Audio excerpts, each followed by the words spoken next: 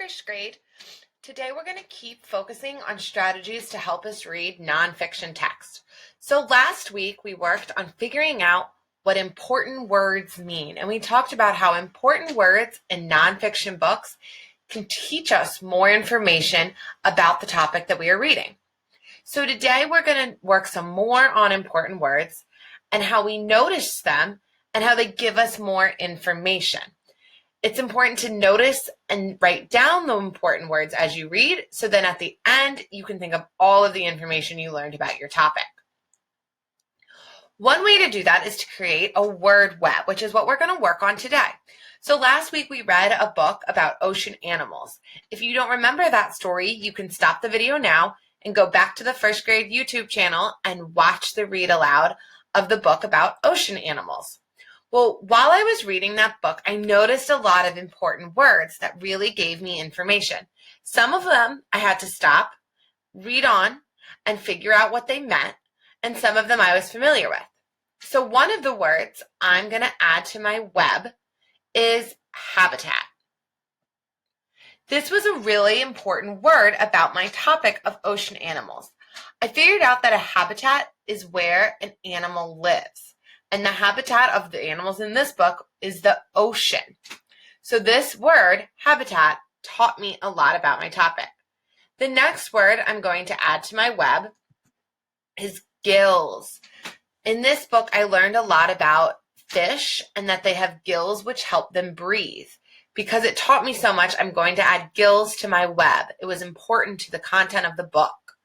The next word I'm going to write is adaptations. This book was full of animal adaptations that help them survive better in the ocean. We talked about the fish, or I read about the fish and their gills, the shark's super sharp teeth, how octopus can change colors.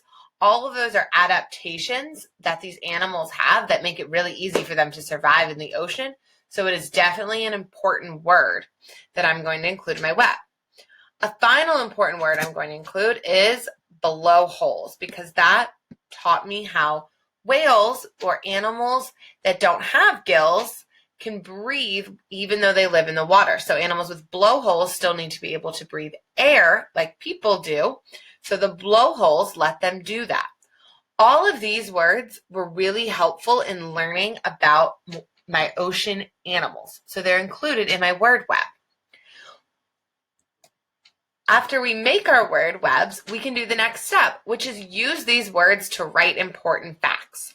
So the best way to make your web is as you're reading to write those words down, or you can do it like I did today and go back and think about the important words after. But after you have your web created, you can look at it and use each important word to write a fact about your topic.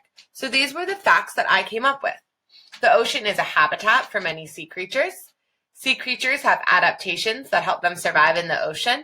Fish use their gills to breathe, and whales use blowholes to breathe. Those important words helped me remember the facts that I had learned while reading my nonfiction book about oceans. Your job today is to read a nonfiction book. You can reread one that you've already read or read a new one. And as you're reading, create a web of important words about your topic.